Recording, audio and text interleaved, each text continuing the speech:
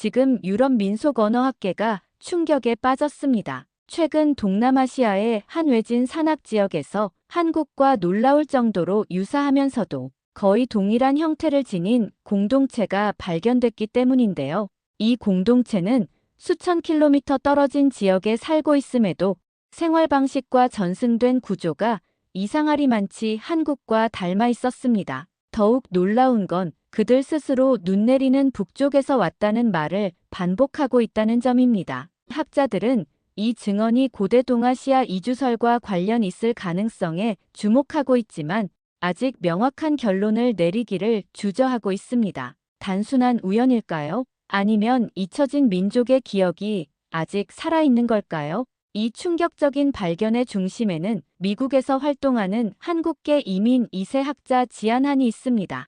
과연 그 진실은 무엇일까요? 사연을 통하여 함께 알아가 보도록 하겠습니다. 그 전에 잠깐 1초 만에 누를 수 있는 구독과 좋아요, 알림 버튼, 좋아요 버튼을 꾹 눌러주시면 영상 제작에 큰 힘이 됩니다. 그럼 바로 사연 시작하겠습니다. 안녕하세요. 저는 미국에서 아시아 전통음악과 언어 정서를 연구하고 있는 한국계 이민 2세 학자 지안한입니다. 오늘 여러분께 들려드릴 이야기는 제가 라오스 산악 지역에서 마주한 놀라운 발견에 관한 것입니다. 2023년 가을이었죠. 프랑스 출신 다큐멘터리 감독 클레르 정과 함께 소멸 위기의 민족음악을 찾아 라오스 북부 산악 지역을 탐사하고 있었습니다. 험준한 산길을 하루 종일 올라가니 라후족 마을이 나타났어요.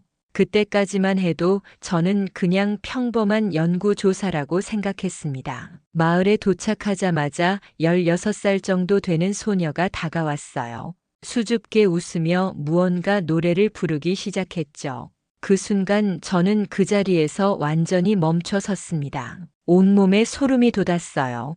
클레르 정이 제 표정을 보고 깜짝 놀랐습니다. 지안, 왜 그래요? 무슨 일이에요? 저는 떨리는 목소리로 대답했습니다. 이건 어머니가 자장가로 불러주시던 노래야. 소녀가 부른 선율이 제가 어릴 때 들었던 한국 자장가와 거의 똑같았던 거예요. 단순한 우연의 일치라고 하기엔 너무 정확했습니다. 멜로디뿐만 아니라 박자, 리듬감, 심지어 감정을 표현하는 방식까지 모든 것이 일치했어요. 클레르 정은 즉시 카메라를 돌리기 시작했습니다. 저는 소녀에게 다시 한번 불러달라고 부탁했죠. 두 번째로 들어도 똑같았어요. 제 머릿속은 온통 혼란스러웠습니다. 한국에서 태어나 자란 제가 알고 있는 전통 자장가가 어떻게 라오스 깊은 산속에서 그대로 울려 퍼질 수 있을까요? 그날 밤 저는 잠을 이룰 수 없었습니다. 어머니의 목소리가 계속 귓가에 맴돌았어요. 그리고 오늘 들은 소녀의 노래가 그 기억과 완벽하게 겹쳐졌습니다. 이건 단순한 문화적 교류나 전파로는 설명할 수 없는 현상이었어요. 다음 날 아침부터 마을을 자세히 둘러보기 시작했습니다. 처음엔 그냥 일반적인 아시아 산촌 마을이라고 생각했는데 하나하나 들여다볼수록 깜짝 놀랄 일들이 계속 발생했어요. 마을 구조부터가 놀라웠습니다. 집들이 배치된 방식, 마당의 크기, 심지어 우물의 위치까지 제가 어릴 때 살았던 한국 시골 마을과 너무 비슷했어요. 아니, 비슷한 정도가 아니라 거의 똑같았습니다. 더 놀라운 건 생활 방식이었어요. 할머니들이 절구로 곡식을 찢는 모습을 보는데 절구를 드는 방법, 리듬, 심지어 절구질을 하면서 흥얼거리는 소리까지 한국 전통 방식과 일치했습니다. 클레르 정이 제 어깨를 툭 쳤어요. 지안, 이거 진짜 신기하지 않아요? 우연치고는 너무 많은 게 겹치는 것 같은데요. 가옥 형태도 마찬가지였습니다. 나무로 만든 집의 구조, 처마의 각도, 방의 배치까지 모든 것이 한국 전통 가옥의 특징을 그대로 보여주고 있었어요. 특히 부엌에서 밥을 짓는 방식을 보고는 정말 소름이 돋았습니다. 가장 놀라운 순간은 마을 할머니 한 분과 이야기를 나눌 때였어요. 통역을 통해 대화하는데 할머니가 이런 말씀을 하셨습니다. 우리는 원래 눈 내리는 북쪽에서 왔어요. 조상들이 그렇게 말씀하셨죠. 그 순간 제 머릿속에 고구려 멸망 이후 남아설이 떠올랐습니다. 설마 이게 그 흔적일까요? 하지만 너무 황당한 추측 같았어요.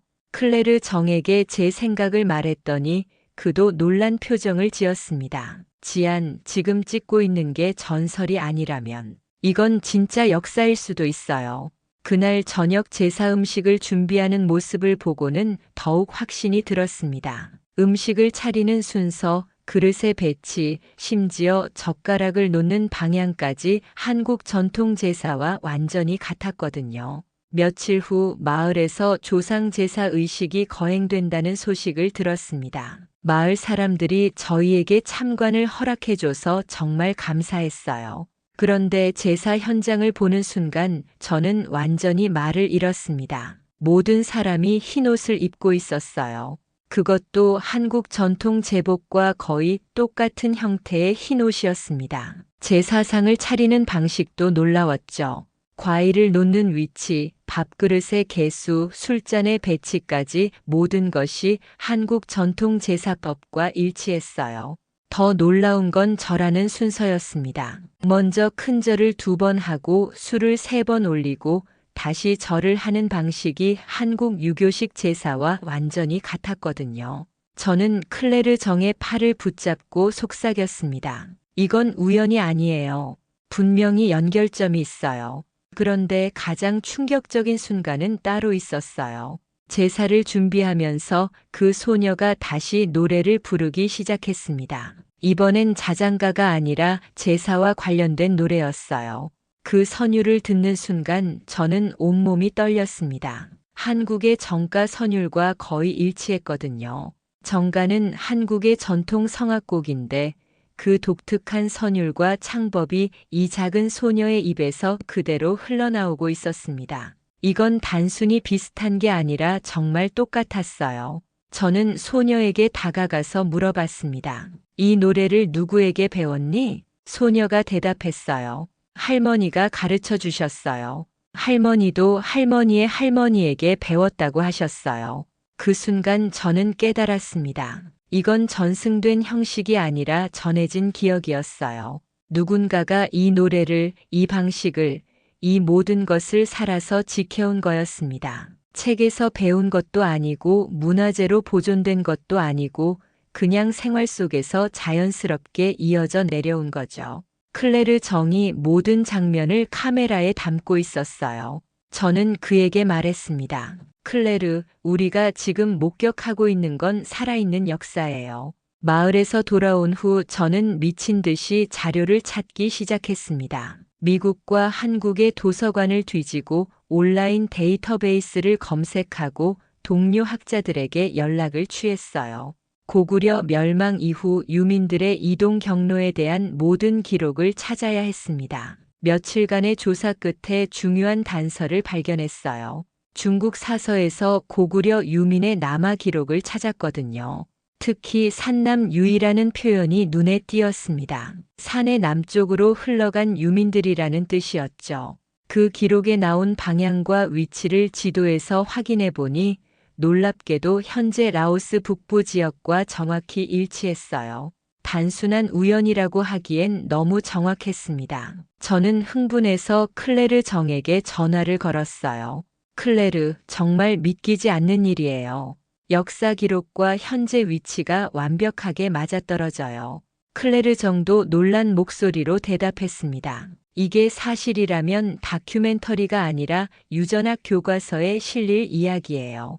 더 깊이 조사할수록 연결점들이 하나씩 드러났어요. 고구려 유민들이 당나라의 압박을 피해 남쪽으로 이동했다는 기록, 그들이 산악지대를 선호했다는 내용, 심지어 이주 시기까지 모든 것이 라후족의 구전 역사와 일치했습니다. 그때 처음으로 저는 이상한 감정에 휩싸였어요. 이건 단순한 학술 연구가 아니었습니다. 제가 연구를 넘어서 혈통을 마주하고 있다는 생각이 들었거든요. 저 자신도 고구려의 후손이고 라오스 산속의 라후족도 같은 뿌리를 가진 민족일 수 있다는 가능성 말이에요. 밤늦게 연구실에서 자료를 정리하면서 저는 묘한 감정에 빠졌습니다. 수천 년 전 조상들이 걸었을 길을 제가 지금 거꾸로 따라가고 있다는 생각이 들었어요. 그들이 남긴 발자국을 현재의 언어와 문화로 좇고 있는 거죠. 정말 소름 끼치는 일이었습니다. 역사적 근거만으로는 확신할 수 없었어요. 과학적인 증명이 필요했습니다. 클레르 정과 상의한 후 라오스로 다시 떠났어요. 이번엔 DNA 샘플 채취가 목적이었죠. 마을 어르신들에게 상황을 설명하고 동의를 구했습니다. 다행히 많은 분들이 흔쾌히 협조해 주셨어요.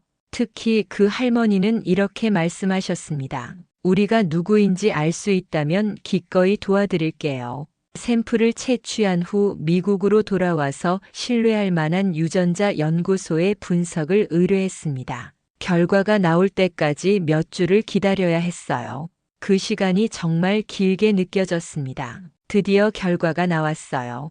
연구소에서 전화가 왔을 때 저는 심장이 터질 것 같았습니다. 연구원이 말했어요.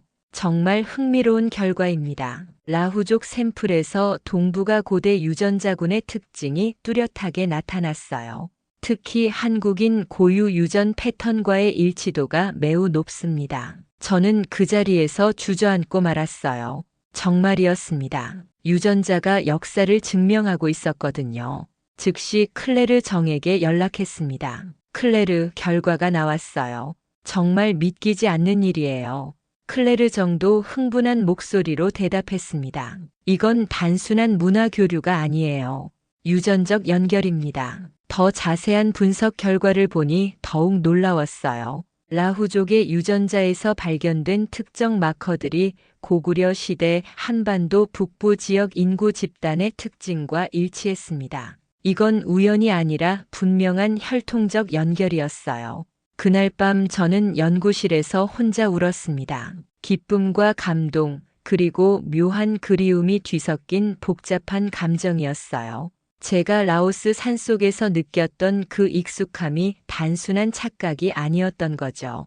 정은 말에 담긴 게 아니었습니다. 몸에 새겨져 있었어요. 라후족과 더 많은 시간을 보내면서 저는 언어의 놀라운 비밀을 발견했습니다. 단어 자체는 다르지만 말하는 방식, 특히 말끝을 처리하는 방법이 한국어와 매우 흡사했어요. 라후족들은 말끝을 부드럽게 느리거나 살짝 올리는 방식으로 감정을 표현했습니다. 기쁠 때, 슬플 때, 화날 때 각각 다른 억양을 사용했죠. 이건 한국어의 정서 억양과 거의 똑같았어요. 특히 아이들이 서로를 부르는 모습을 보면서 확신했습니다. 그 소녀에게 물어봤어요. 엄마가 너를 부를 때 어떻게 불러? 소녀가 웃으면서 대답했습니다. 엄마가 기분 좋을 땐 제 이름을 길게 불러요. 화났을 땐 짧게 말하고요. 걱정될 땐 또 다르게 불러주세요. 바로 그거였어요. 한국 사람들이 감정에 따라 이름을 다르게 부르는 방식과 완전히 같았습니다. 사랑할 때는 길게 느려서, 화날 때는 짧고 딱딱하게, 걱정할 때는 떨리는 목소리로 부르는 그 방식 말이에요. 저는 클레르 정에게 설명했습니다. 이게 바로 정이에요. 단어가 아닌 마음이 전해지는 방식이죠. 더 관찰할수록 놀라운 발견들이 계속되었어요. 라후족들이 고마움을 표현할 때 쓰는 억양, 미안함을 전달할 때의 말투, 심지어 농담을 할 때의 톤까지 모든 것이 한국어의 정서 표현 방식과 일치했습니다. 어느 날 마을 할머니와 이야기를 나누는데 할머니가 손자를 부르는 목소리를 들었어요. 그 순간 저는 깜짝 놀랐습니다. 제 할머니가 저를 부르던 그 목소리와 똑같았거든요. 언어는 단어의 나열이 아니었어요.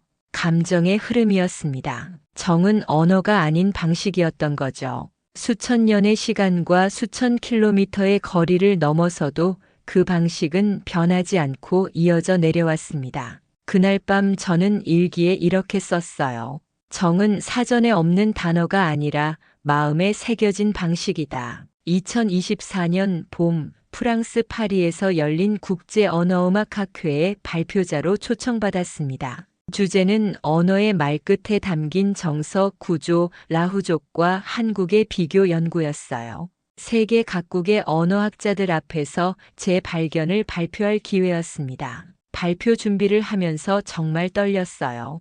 이건 단순한 학술 발표가 아니라 한 민족의 잃어버린 역사를 세상에 알리는 일이었거든요. 클레르 정이 촬영한 현장 영상과 함께 완벽한 프레젠테이션을 준비했습니다. 발표 당일 대형 강당이 꽉 찼어요. 저는 심호흡을 하고 마이크 앞에 섰습니다. 여러분, 오늘 제가 들려드릴 이야기는 단순한 언어학 연구가 아닙니다. 수천 년을 이어온 한 민족의 기억에 관한 이야기입니다. 라후족 마을에서 촬영한 제사 영상부터 시작했어요. 흰 옷을 입고 절하는 모습, 제사상을 차리는 방식, 그리고 그 소녀가 부르는 노래까지 모든 것을 보여줬습니다. 청중들이 숨죽이며 지켜보고 있었어요. 음성 비교 분석 자료도 공개했습니다. 라후족의 말끝 억양과 한국어 정서 표현을 파형으로 분석한 결과 놀랍게도 거의 일치하는 패턴을 보였거든요. 청중석에서 감탄사가 터져 나왔습니다. 가장 충격적인 순간은 DNA 분석 결과를 발표할 때였어요. 유전자 지도를 보여주면서 라후족과 고구려 유민의 연결고리를 설명했습니다. 회장이 정말 조용해졌어요. 발표를 마치고 질의응답 시간이 되었습니다. 한국 출신 교수님 한 분이 일어서서 말씀하셨어요. 정말 놀라운 연구입니다. 우리가 잊고 있던 민족의 뿌리를 타국에서 찾으셨군요. 그 순간 저는 벅찬 감정에 휩싸였습니다. 학문과 기억, 정서와 유전이 모두 만나는 자리였어요. 클레르 정이 무대 옆에서 박수를 치고 있었습니다. 발표가 끝난 후 많은 학자들이 저에게 다가왔어요. 후속 연구를 제안하는 사람들, 협력을 원하는 기관들, 그리고 비슷한 사례를 연구하고 있는 동료들까지 정말 많은 관심을 받았습니다. 그날 밤 호텔에서 클레르 정과 함께 와인을 마시며 이야기했어요. 지안, 우리가 해낸 거 맞죠? 네, 해냈습니다. 정말 해냈어요. 파리 발표 이후 6개월 뒤, 저는 클레르 정과 함께 라후족 마을을 다시 찾았습니다. 이번이 마지막 방문이 될 것 같았어요. 안타깝게도 젊은 세대들이 하나둘 도시로 떠나고 있었거든요. 마을의 분위기가 많이 달라졌습니다. 예전보다 집들이 비어있고 아이들의 웃음소리도 줄어들었어요. 그 소녀 쏨도 곧 도시로 떠날 예정이라고 했습니다. 저희는 마지막으로 모든 것을 기록하기로 했어요. 노래, 제사 방식, 말투, 심지어 할머니들의 표정까지 영상과 음원으로 남겨두고 싶었습니다. 언젠가 이 모든 것이 사라질 때를 대비해서요. 쏨이 마지막으로 그 자장가를 불러줬어요. 처음 들었을 때와 똑같은 선율이었지만 이번엔 더 애절하게 들렸습니다. 아마 이별의 정서가 섞여 있었나 봐요. 노래가 끝나고 쏨이 제게 다가와서 말했습니다. 선생님, 이 노래 절대 잊지 않을게요.